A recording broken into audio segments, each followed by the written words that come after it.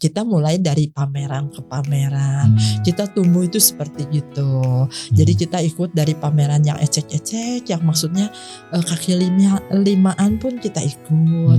Kemudian yang internasional juga kita ikut.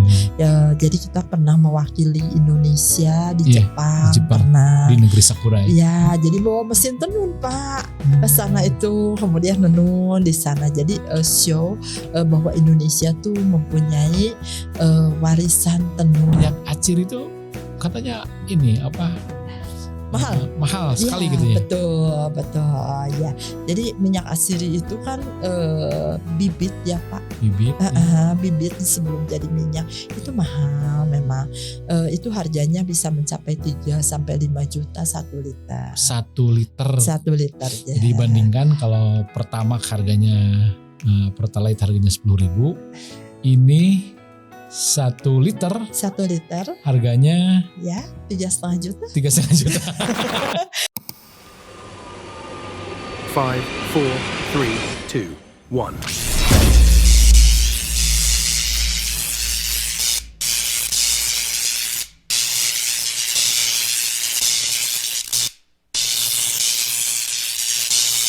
Elko Entrepreneurship, solusi bisnis UMKM.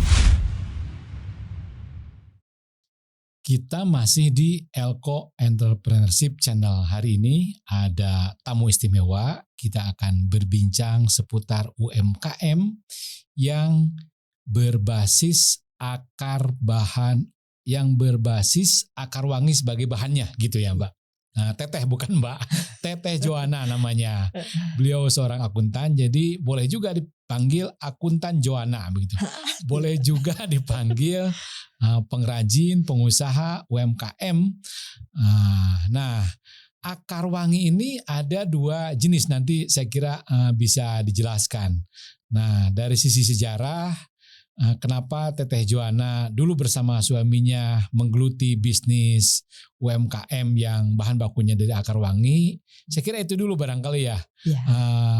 Teman-teman ingin mengetahui kenapa dari seorang akuntan banting setir kira-kira begitu ke kerajinan akar wangi. Itu barangkali Teteh Joanna. Ya, awal mulanya sebetulnya nggak sengaja Pak. Kita tahu akar wangi itu. Kita jalan-jalan ke Jakarta. Di saat itu di Jakarta Convention Hall lagi ada pameran. Jalan-jalan berdua. Ya, terus kita lihat ini apa? Akar wangi dari Garut. Waduh, tilumur aing. Kita nggak tahu kalau di Garut itu ada akar wangi. Awal mulanya gitu. Terus kita berpikir, kenapa ya orang jauh-jauh dari Pekalongan, dari Jogja, dari Bali, ambil akarnya tuh dari Garut. Sedangkan kita orang Garut sendiri tidak ada yang membuat sesuatu yang menilai tambahkan dari akar wangi itu sendiri gitu. Nah, jadi kita berpikir itu sesuatu hal yang menjanjikan karena kesatu kita dekat dengan sumber bahan bakunya. Yang kedua itu kan khas Garut. Kenapa khas Garut? Karena akar wangi itu tumbuh di seluruh dunia, bisa tumbuh wangi hanya di Haiti, Jamaika, dan Indonesia. Haiti, Jamaika, Afrika dua-duanya. Ya, dan Indonesia ya. Nah, di seluruh Indonesia akar wangi bisa tumbuh wangi hanya di Garut, Pak. Nah, itu kan anugerah dari Tuhan yang diberikan ke kita. Nah, tinggal kita orang Garutnya. Kalau dari zaman nenek moyang akar wangi itu sudah disuling menjadi minyak atsiri. Nah, dan di Garut banyak seperti itu tempat-tempat yang menyuling akar wangi. Nah, kita mencoba edit value-nya dengan membuat kerajinan akar wangi, Pak. Nah, kalau dari akunting bisa jadi ke akar wangi, akunting teh diam aja pekerjaan di belakang meja. Di belakang meja. Jadi kurang menarik lah. Nah, sedangkan di kerajinan itu kita akan bertemu dengan berbagai kalangan, berbagai orang, mulai dari bawah pengrajin sampai ke atas, dan dengan segudang pengalaman dan segudang masalah. Nah, kita itu senang dengan tantangan pertemuan. seperti itu gitu. Kan tadi melihat pengrajin anak Pekalongan. Ya. Langsung jatuh cinta begitu. Kenapa bisa jatuh cinta? Tentunya ada ketertarikan, ada modal sehingga bisa jatuh cinta kepada kerajinan akar wangi. Enggak, Pak. Enggak jatuh Nggak cinta jatuh dulu. cinta. Malah kan kita mah cuman berpikir, loh orang jauh-jauh ambil akar ke Garut, kita orang Garut tidak. Nah jadi bukan jatuh cinta, merasanya kita tuh orang Garut kok nggak tahu apa-apa.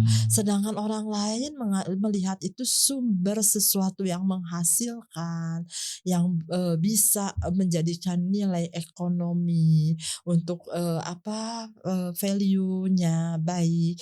Nah kita sendiri yang di hadapan mata merasa tertantang. tidak tahu apa-apa tentang itu, Pak, gitu. Lalu diputuskanlah untuk menggeluti. Iya, betul. Kita mulai belajar, melihat akar wangi itu kayak gini, tumbuhnya di mana. Nah di Garut itu yang dibudidayakan itu di 4 kecamatan, Pak. Budidaya Akar wangi. Akar wanginya. Betul, itu ada di Samarang, di Cilawu, Harangpawitan, sama Leles, Pak. Ada 2 jenis kan akar wangi untuk konservasi, ada akar wangi untuk minyak atsiri. Dua-duanya bisa untuk akar wangi kerajinan. Betul, tapi kalau akar wanginya yang buat konservasi, Pak, itu tidak wangi. Bedanya hanya itu aja, Pak. Gitu. Tapi tetap diproduksi untuk kerajinan akar wangi. Tidak. Kalau Jadi, yang konservasi. Tidak. Saya memakainya yang untuk minyak atsiri supaya tetap wangi. Itu. Katakanlah itu bulan pertama, bulan kedua, tahun pertama selanjutnya apa tuh setelah pulang dari JCC tadi? Nah kita tuh berpikir, aduh harus apa yang harus dikerjakan dulu gitu. Berarti kan kita tidak berpengetahuan di bidang itu. Jadi kita belajar nenun ke Jogja. Setelah itu berapa lama belajar nenun? 1 bulan lah, Pak. Pinter.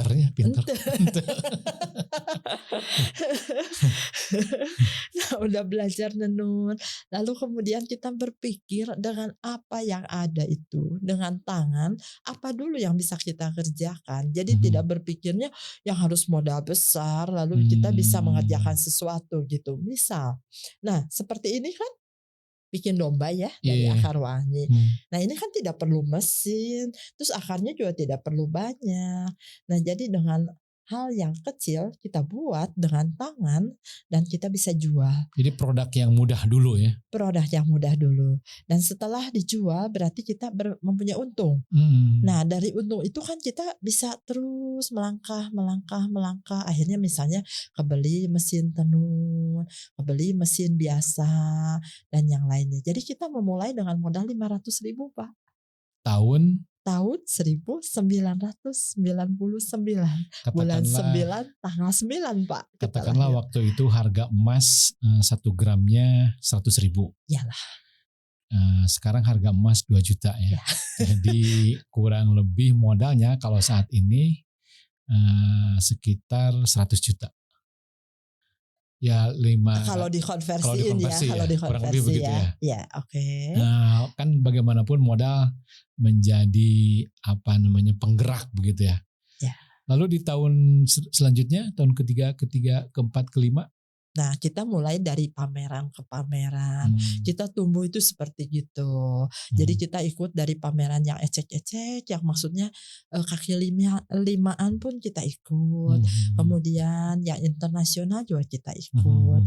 Ya, jadi kita pernah mewakili Indonesia di Jepang, pernah. Di negeri Sakura ya. Ya, jadi bawa mesin tenun, Pak. Ke sana itu, kemudian nenun di sana. Jadi show bahwa Indonesia tuh mempunyai warisan tenun Indonesia yang kita pakai dengan akar wangi yang diterapkan pada masa modern sekarang ini. Pernah ke Afrika juga, Pak, ke Singapura pernah, Malaysia pernah.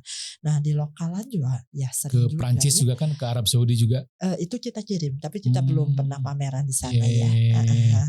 Nah yang kemudian menjadi menarik ini kan tadi ada pengrajinnya begitu ya. Tentu pengrajin juga kan dididik dulu begitu kan. Tadi kita betul dari nol gitu.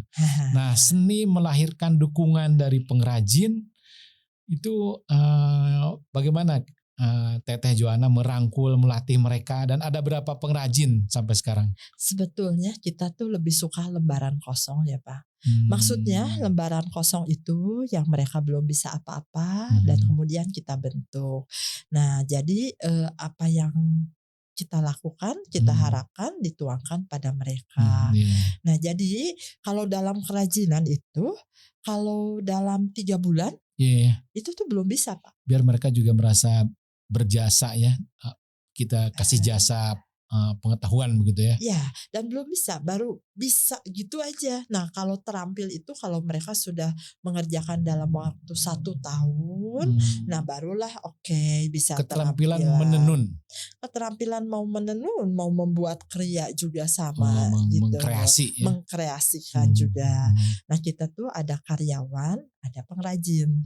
Kalau karyawan itu yang datang jam 9 pagi, pulang jam 5 sore. Sekitar 20 orang. Ada 18 orang 18 Pak. orang. Kalau Cuma beda 2, 20 doang. kalau pengrajin itu yang bekerja di rumah masing-masing. Jadi misalnya subuh, udah sholat subuh, mulai nenun. Kemudian anak-anak mau sekolah, beresin dulu keperluan anak-anak. Udah anak pergi sekolah, nenun lagi. Siang, siapin makan siang. Kemudian beres, nenun lagi. Nah mereka melakukan seperti itu, jadi sistemnya mereka store ke kita itu. Nah pengrajin-pengrajin yang seperti itu ada 50 orang Pak kurang lebih. Dan rata-rata perempuan. Rata-rata perempuan. Nah menariknya lagi ini adalah empowering woman kan gitu. Betul, ya. Dan ini menjadi kebanggaan bagi Teteh tentunya ya. Ya betul. Jadi saya tuh merasa bisa bersama-sama mereka, berjuang bersama, karena kebanyakan statusnya sama. Mereka single parent atau mereka tidak berkecukupan di keluarganya. Yang kita buat itu, kita mau perempuan itu mempunyai rasa harga diri, percaya diri bahwa bisa membantu suami atau bisa menghidupi keluarga, bisa tetap mengurus rumah dan bisa juga mengurus anak dan berpenghasilan. Di antara mereka ada yang sudah anaknya studi S1 atau bahkan lebih mungkin dari yang 50 orang itu? Ada. Yang kuliah ada, sudah membanggakan ya tentunya bagi Teteh. Nah kembali lagi ke akar wangi, tadi diproduksi, ditenun begitu ya, kemudian dikasih, kalau bahasa saya dikasih nilai tambah lagi apa tuh Teh?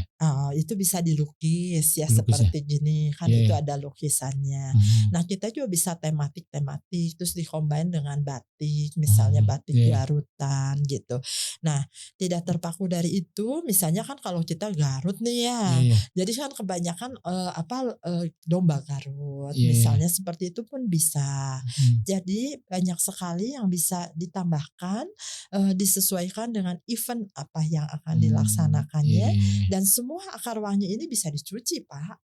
Bisa dicuci? Bisa dicuci, jadi long life-nya. Dengan tidak mengurangi wangi. Jadi akarnya? Ya, jadi disarankan tidak memakai deterjen, karena deterjen itu kuat. Jadi disarankan kalau sabun itu sabun mandi, sampo. Jadi wangi akar wanginya tidak kalah, tetap aja bertahan. Sebulan bisa menghabiskan bahan akar wangi berapa kilo? Kita per minggu ya Pak. Per minggu? Ya, kalau per minggu itu sekitar 100 kilo, jadi 1 bulan itu 400 kiloan lah kurang lebih. 100 kilo per minggu, per bulan 400 kilo. Kalau ditenun itu jadi berapa meter? 1 kilo akar itu bisa jadi 2 taplak Pak. Kurang lebih jadi, setengah meter lah ya. Persegi, 1 meter persegi. Bukan.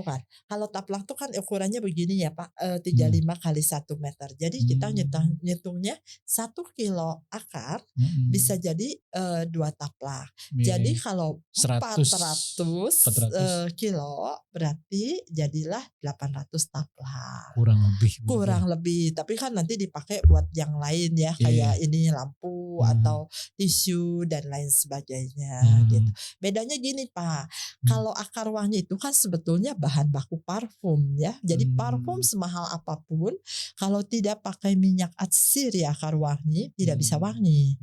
Nah, kalau untuk minyak atsiri dari 2 ton Pak, 2 ton akar ditungguin oleh satu orang selama 24 jam, Iya, keluarlah 5 kilo minyak. 5 kilo minyak. Ya, Dari 2 ton. dari 2 ton. Iya. Ya. Nah, kalau di kerajinan dari 1 kilo akar Keluar. orang yang terlibat ya Pak ya. Orang yang terlibat berarti satu ada petani, kedua Pasti. ada penenun, Penenun. ketiga ada yang motong, mola, bikin apa, Iya. keempat ada yang jahit, Iya. kelima ada yang ngelukis, keenam ada yang finishing, yang bikin rawis gitu, yang Manik-manik ya. yang ketujuh ada yang bikin packaging. Packaging ya. Dari satu produk. Belum yang ngirim ya. Dari satu produk berarti 7 orang yang Terlibat. Ya. Kalau minyak atsiri satu orang aja. Tapi dari sisi harga ini sebagai perbandingan saja, Ya. minyak atsiri itu katanya ini apa? Mahal sekali ya, gitu ya. Betul ya. Jadi minyak atsiri itu kan bibit ya Pak. Bibit. Bibit sebelum jadi minyak itu mahal memang. Itu harganya bisa mencapai 3 sampai 5 juta 1 liter. 1 liter. 1 liter ya. Jadi dibandingkan kalau pertama harganya Pertalite harganya 10.000, ini 1 liter. 1 liter harganya ya 3,5 juta. 3,5 juta. Tapi orang tidak tahu kalau digeletakkan aja di jalan gitu ya. Orang tidak mengerti bahwa itu tuh mahal. Jadi Pertamina kalah sama orang Garut. Dan sampai sekarang produksinya dari Garut masih banyak ya kalau minyak atsiri itu. Masih banyak. Dan itu jadi mitra lah bagaimanapun ya. Jadi mitra. Tetap. Jadi kebanyakan tuh pada para tukang minyak atsiri itu untuk souvenirnya mereka membeli ke kita kerajinan akar wangi untuk bayar-bayar mereka. Nah sekarang selera Mbak Joanna, selera orang dari dari akar wangi itu kebanyakan apakah taplak begitu yang dibeli itu, apakah kopea, apakah apa ini namanya kap lampu begitu, apa Mbak yang kebanyakan ya orang tuh senangnya taplak, tisu sama sajadah Pak. Itu yang rating paling tinggi ya. Saya yang paling suka sajadah karena memang beda gitu apa namanya rasanya begitu ya. Nah dari tadi yang 50 orang apa namanya mereka terlibat di tenun begitu ya? Ada yang tenun, ada yang rawis, ada yang jahit, macam-macam Pak. Yang 50 orang itu ya? Iya betul. Kalau pemerintah sudah sampai bukan sudah sampai ya. Sementara ini ya mereka tentu ada yang belanja begitu ya. Saya dengar dari teman-teman kepolisian, dari teman-teman TNI begitu ya. Melaksanakan atau membantu pameran begitu ya, bagaimanapun adalah mereka. Kemudian dari sisi pariwisata begitu, bagaimana keterlibatan teman-teman pemerintah, Mbak? Kalau kebanyakan sih mereka itu lebih kecenderungannya bantu fasilitas pameran ya Pak.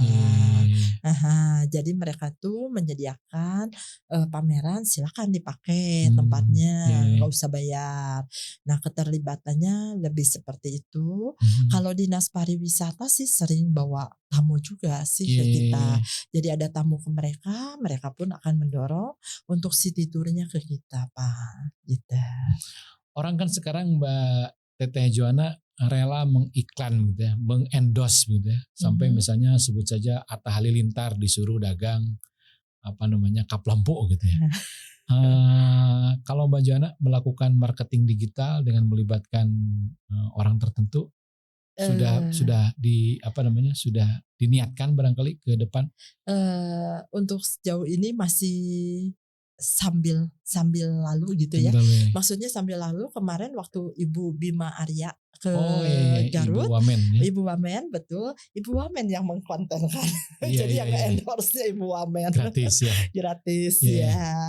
Kemudian Pak Deddy Mulyadi juga kan di YouTube-nya yang mengkontenkan juga ada produk-produk kami ya. Nah, banyak saya sebut manik-manik gitu atau aksesoris di rumahnya Kang Deddy Mulyadi itu berasal dari Garut sebelum Kang Deddy Mulyadi terancam punya mantu orang Garut ya. Jadi hubungannya sudah lama maksud saya. Nah, kesan orang sementara ini pada kerajinan ini baik dari luar kan tadi sudah ada dari Prancis, dari Jepang atau dari masyarakat sekitar bagaimana Mbak Joanna? Kalau saya melihat masyarakat luar itu apresiasi tinggi, tapi nilai jual kurang tinggi Pak. Kenapa kurang tinggi? Bukan si akar wanginya yang dipermasalahkan, tapi Indonesianya yang dipermasalahkan. Maksudnya Indonesia yang dipermasalahkan, di mata mereka itu Indonesia rendah. Sepakat sih. Jadi kan mereka atau bilang, merendahkan diri ya. Mereka bilang Indon. Jadi tawar abis itu yang akan murah seperti itu. Jadi saya kurang suka dengan hal seperti itu. Nah, sedangkan bangsa kita sendiri, bangsa Indonesia lebih mengapresiasi. Jadi saya tuh lebih masuk dari Sabang sampai Merauke masuk. Kebanyakan end user. Jadi mereka untuk souvenir, untuk gift ya. Nah, kebanyakan giftnya bank-bank seluruh Indonesia, kemudian tentara-tentara seluruh Indonesia, polisi-polisi, BUMN. Menurut saya mereka lebih appreciate, lebih menghargai, ya. Dan itu kan mereka bisa custom. Misalnya Pertamina ya dengan logo Pertaminanya, Indonesia Power dengan logo Indonesia Powernya, dan yang lain-lain pun seperti itu. Gitu. Ini sekaligus memberitahu kepada teman-teman UMKM perhatikan bagaimana Teteh Joanna mempenetrasi pasar. Salah satunya adalah dengan custom gitu. Memuaskan memasukkan energi akar wangi itu pada pemakai kan gitu ya. Ya. Misalnya ada custom dari Bali, ada custom dari Kalimantan, ada custom dari Sulawesi kan gitu terus ya. Betul. Ya. Jadi yang penting sih semuanya harus dari hati ya. Yang dari hati, dan kita juga harus mencerna sebetulnya konsumennya pengennya apa. Nah itu dia. Nah, jadi seleranya kita sesuaikan dengan mereka. Aku terus nih. Teteh Joanna. Orang Sunda. Ini teman-teman UMKM tadi sudah seolah-olah sudah dikasih tips begitu ya, bagaimana mempenetrasi agar teman-teman UMKM itu betul-betul bisa memanjakan pelayan gitu, melayani pelanggan begitu ya. Di antaranya dengan meraba hati mereka kan gitu ya Mbak ya. Iya betul. Nah kalau hatinya Pak Deddy misalnya inginnya Kang Deddy teh hoyongna nu kumaha kan kira-kira gitu ya. Iya betul. Ya kita harus belajar Pak. Belajar, apalagi Pak Deddy kan seleranya tinggi. Dia gubernur lah. Budayawan lagi kan ya. Kalau seleranya rendah nggak mungkin jadi gubernur kira-kira gitu ya.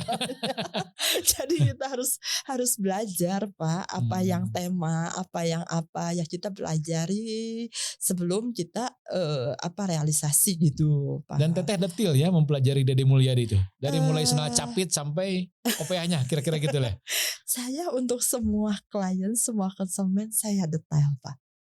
Saya detail Pak. Apapun jabatan, apapun saya lebih suka detail. Maksudnya detail gitu.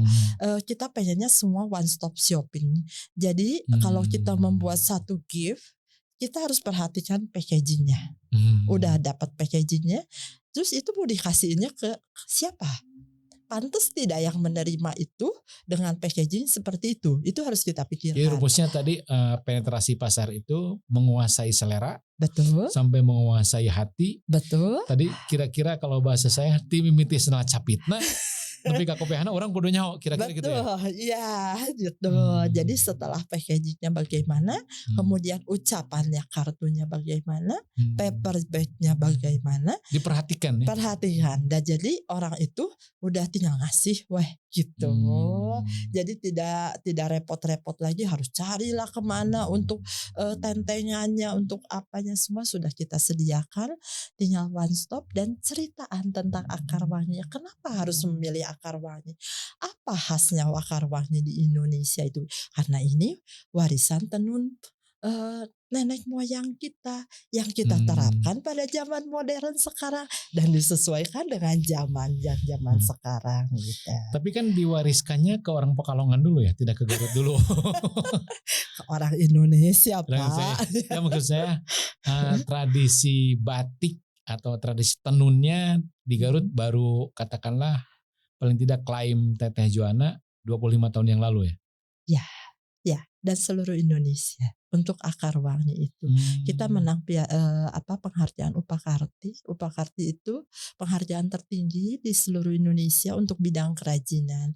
Pada saat itu kita dapat anugerah Upakarti pada zaman Pak SBY. Pak SBY itu Ya. buktinya ya, paling tidak itu sudah ada buktinya. Untuk pelopor kerajinan akar wangi.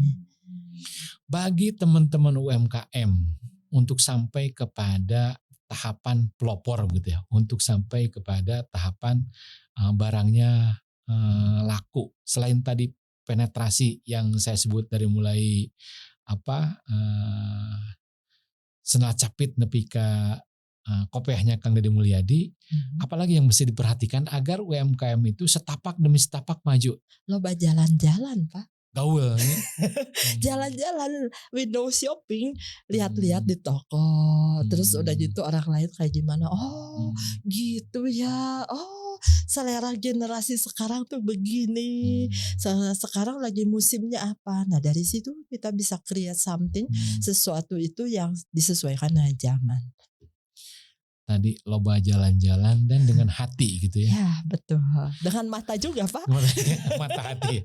Nah ini urusan mata, urusan hati, sampai ada ide begitu, sampai jadi produk. Nah bagi teman-teman UMKM, sebut saja pengrajin sepatu, sebut saja pengrajin batik, sebut saja pengrajin kacamata. Karena sekarang ada kacamata yang dari kayu. Ya, karena betul. sekarang ada jam tangan yang dari kopi begitu ya. Betul. Nah sampai lahirnya produk bisa diceritakan nggak Teh? Maksudnya? Ya, dari mulai jalan-jalan, ketemulah ide sampai bisa memuaskan pelanggan begitu ya. Agar UMKM juga tahu tahapan-tahapan ini begitu. Pertama kan kita jalan-jalan, menemukan suatu ide, plok masuk ke otak. Nah, udah masuk ke otak, kita kan mulai analisa produk, analisa produk. Oh, beli bahan bakunya di mana, pelengkapnya apa aja untuk merealisasi itu. Nah, kita bikin uji coba, percobaan lagi, gagal Pak, gagal. Saya pun jatuh bangun lah pada awal mulanya gitu. Nah, dan kemudian kita perbaiki. Nah, ketika dilemparkan ke masyarakat, ternyata orang suka. Disanggutlah sama masyarakat. Nah, dari situ kita bilang, oh senangnya seleranya gitu ya. Lalu kita belajar lagi. Oh, kalau menengah ke atas itu senangnya warna-warnanya tone-nya kalem. Enggak gencerang-gencereng gitu kan. Nah itu kan kita pelajari lagi. Oh gitu. Itu tidak ditentukan dari awal, ketemu di lapangan. Enggak, harus kejeduk dulu.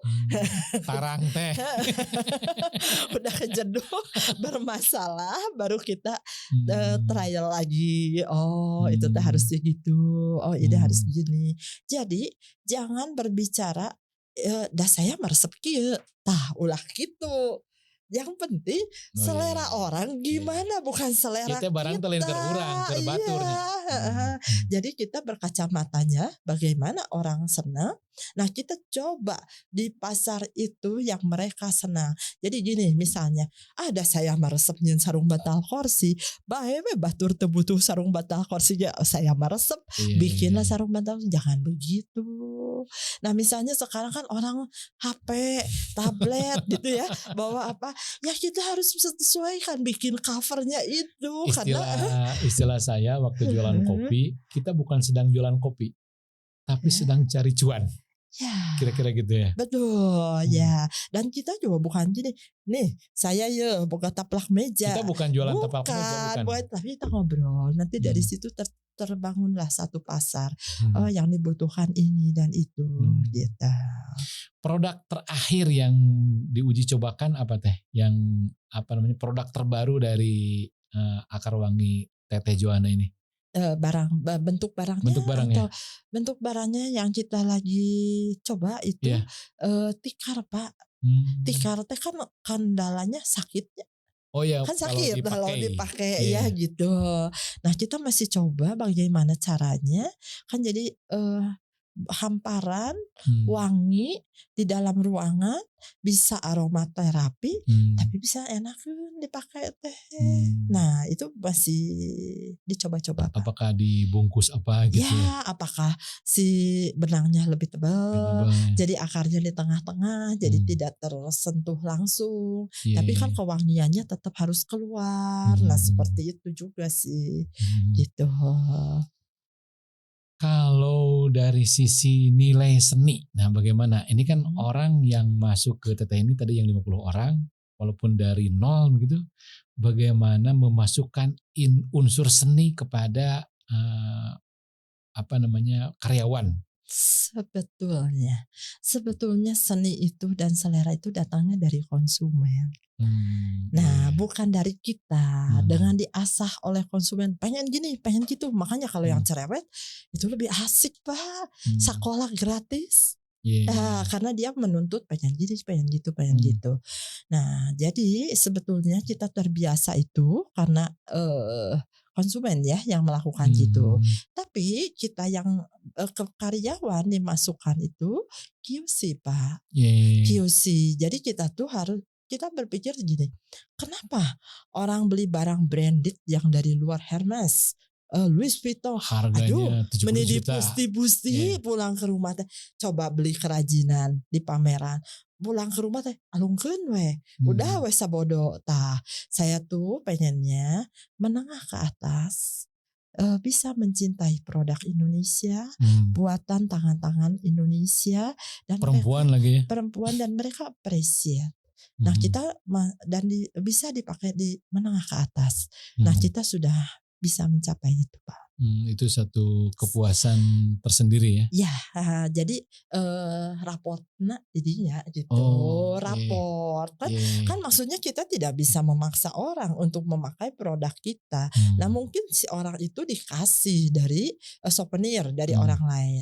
Nah mungkin saja souvenir itu tidak dipakai, bisa dikasihkan lagi ke orang lain atau dibiarkan begitu saja. Nah ketika dipakai di rumahnya berarti kan itu berarti bagi yang dikasihnya cocok gitu. Tertarik dengan barang itu. Nah ketika gitu kan kita merasa oh itu barang kita masuk ke kelas itu gitu. Nah seperti itu Pak Damar. Ke depan Akar Wangi ini mau diapakan lagi teh? Sebetulnya pasar Akar Wangi itu masih luas menurut saya. Karena Akar Wangi itu handmade. Jadi tidak bisa dibuat massal. Jadi dari situ artinya tidak banyak sekali orang yang tahu tentang Akar Wangi. Nah jadi bagi sebagian orang Akar Wangi masih tetap produk baru. Nah kita inginnya tetap Akar Wangi itu bisa menjadi souvenir Indonesia. Kalau ke depannya ya. Kalau saat ini kan kita souvenir Garut gitu ya. Nah kalau ke depannya kita pengen souvenir Indonesia. Itu titik yang dituju ya. Ya misalnya Istana Negara memakai semua interiornya dari Akar Wangi. Jangan dulu nunggu Dede jadi presiden. Kan satu kebanggaan mungkin ya buat semua orang Garut juga kebanggaan. Jadi kita itu ingin gitu apa yang kita buat Soca Geraha Kriya. Soca itu artinya mata, Geraha itu artinya rumah, Kriya itu artinya karya. Apa yang kita buat, karya yang kita buat di rumahan, kita pengen bisa dinikmati oleh mata, dihargai oleh hati, dan bermanfaat bagi banyak orang. Dan itu dikerjakan di satu kota kabupaten kecil yaitu Garut, yang bisa membanggakan ke Indonesia atau keluar Indonesia gitu.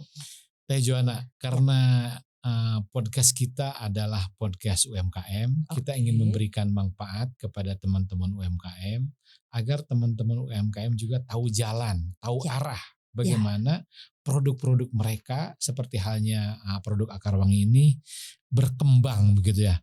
Nah, ilapatna naon, jimatna naon begitu ya. Konsisten. Maksudnya konsisten tuh gimana? Misalnya sebulan bikin telaku, telaku, anggesan. Nah jangan begitu. Jadi sesuatu tidak bisa dinilai dengan 1 bulan, 2 bulan, 6 bulan lah. Dulu Teteh juga berapa di awal? Lama tuh 2 tahun meren ayah. Puasananya. Nah jadi maksudnya ketika kita memulai sesuatu itu jangan terlalu cepat putus asa dan juga jangan terlalu pede. Maksudnya pede kita membuat sesuatu terus bilang kunaonnya tuh payu. Coba lihat lagi kerapihannya bagaimana, nilai jualnya bagaimana. Pasuk nggak ke pangsa pasar, yaitu yang tadi orang mau butuh A, ya nyen B. Jangan sekali-kali membuat seperti itu. Kita lebih baik lihat lagi butuhnya ini, lagi banyaknya di pasaran itu. Ikuti selera pasar. Ikuti selera pasar, terus kita buat, terus kita lihat kerapihannya seperti apa, QC-nya seperti apa, kemudian HPP-nya berapa, naikinnya berapa. Oke, kalau kita bicara di Sarina atau di Grande seperti itu, betul, itu ngambil keuntungannya besar. Misal, tudung saji di kita dijual itu misalnya 250. Di Jakarta Sarina. itu di Sarina itu 500 Pak harganya. Nah, Sarina Braga juga sekitar segitu. Segitu. Nah, tapi kalau kita pemula jangan berpikir ngambil untung 2 kali lipat. Coba ambil dulu 15% dulu. Nanti udah mulai laku naiklah 20%. Naik 25%. Dan ketika semua masih bisa dikerjakan sendiri, kerjakan dulu sendiri pada awal mulanya supaya tidak ada kos harus bayar pegawai, bayar apa. Tapi ketika usaha kita sudah jalan, udah bisa jualan, nah boleh ambil pembantu satu yang kerjakan. Saya itu Pak nggak pernah merekrut orang misalnya dalam waktu bersamaan 3 orang, 4 orang, tidak pernah Pak. Saya selalu ambil tuh satu. Setelah 3 bulan dia bisa dilepas. Nah, saya akan mengambil baru satu nambah lagi. Karena kalau tidak langsung man to man diajarin langsung itu tidak bisa Pak untuk masyarakat kita. Apalagi ini ada transfer hati tadi ya. Ya, dan dia harus memakai hati. Nah, tadi yang Bapak bilang bagaimana memasukkan seni kepada mereka. Nah, bukan seni, bagaimana mencari talenta mereka. Menumbuhkan talenta mereka. Ya, karena gini, mungkin saja dia passionnya tuh bukan dijahit. Mungkin gitu ya, bukan dijahit. Kita suruh haben ngajahit, rereolan we. Jadi kan bukan di situ. Nah, pada saat awal bekerja di kita tuh mereka campur, Pak. Sekarang ngejahit terus ngerawis, ngelukis apa. Dalam kurun sekian waktu kita lihat passionnya ada di mana, minat dia ya, talentanya ada di mana. Nah, ketika udah kelihatan, nanti kita arahkan di bidang itu. Nanti kita tempa ya untuk menjadi pemain jadi gitu. Jadi tadi yang pertama konsisten, yang kedua mau masuk ke proses belajar. Betul, paling penting banget harus mau proses belajar. Karena seumur hidup itu kita belajar dan belajar. Tidak ada yang lebih pintar. Saya kira UMKM apapun kira-kira gitu ya. Iya Pak, pesannya. Semuanya. Iya. Tuh. Baik, hatur nuhun Teteh Joana. Sama-sama. Saya atas nama teman-teman Elko Entrepreneurship mengucapkan ribuan, bahkan kalau boleh jutaan terima kasih atas kehadirannya, atas ilmunya, dan atas informasinya, atas motivasinya bagi teman-teman UMKM. Untuk pertama kalinya saya persilahkan yang closing statement dari Teteh Joanna. Mangga Teh. Nah, jadi saya untuk semuanya kita itu Indonesia kaya akan segala sesuatu. Kemudian Garut itu anugerah dari Tuhan yang kita tuh sebetulnya seperti Bali ya. Cuman maintainnya tidak ada. Pemeliharaan. Ya, jadi sebetulnya apapun sudah ada di tempat kita di Garut ini. Nah, semua warisan yang sudah diberikan kita itu bukan hanya mimpi, tapi kita harus melakukannya untuk menggapainya, memperjuangkannya, semua kearifan lokal. Dan itu takrib atau definisi pemeliharaan itu ya, bukan diemple-emple saja, tapi dikembangkan gitu ya. Pemeliharaan itu kan gitu. Pemeliharaan itu maintain dan melakukan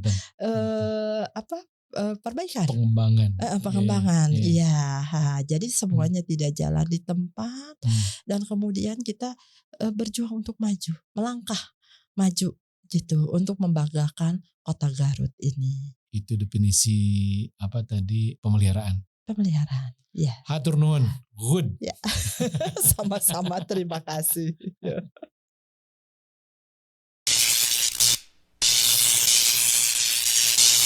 Elko Entrepreneurship, solusi bisnis UMKM.